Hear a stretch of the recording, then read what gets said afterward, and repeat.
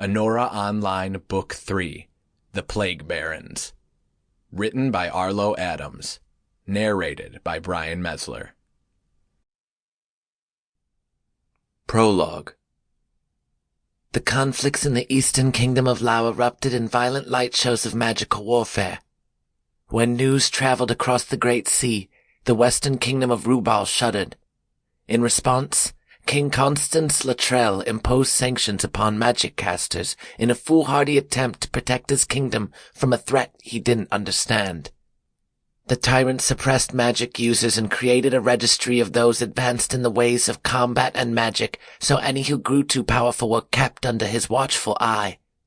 In an ironic turn, adventurers turned from the dungeons and disappeared into the hills, while casters formed a secret coven, swearing to one day return and bring an end to the Luttrell edicts that would taint the kingdom of Rubal for 2 millennia before I came along.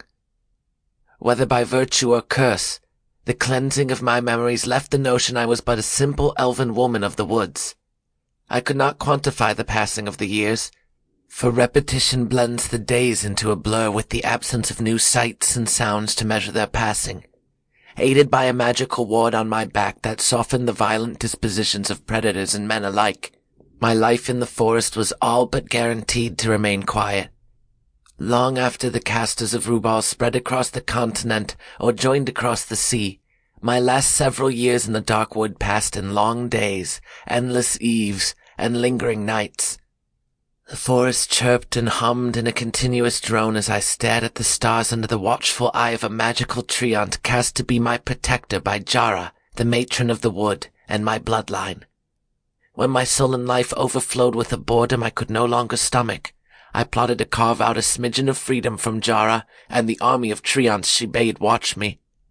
Deep root systems restrained sentient trees like my beloved guardian Magellan, so only their gazes could follow me beyond the reaches of their branches.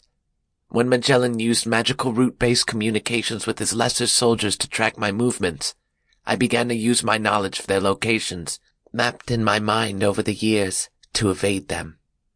Then I covered my ward of protection with the beautiful red robe weaved by Jara, the magical being who claimed to be my aunt, but was actually my mother. I sampled a life she'd gone to great lengths to protect me from. The bright exhilaration of my rebellion brought a new energy to my existence as I learned to conceal myself in the low branches of thick trunks, to move undetected in underbrush, and to step silently over dried, fallen leaves. I lived new adventures of my own machination as I spied the habits of deadly forest predators, competed for the skin. Sample complete. Ready to continue?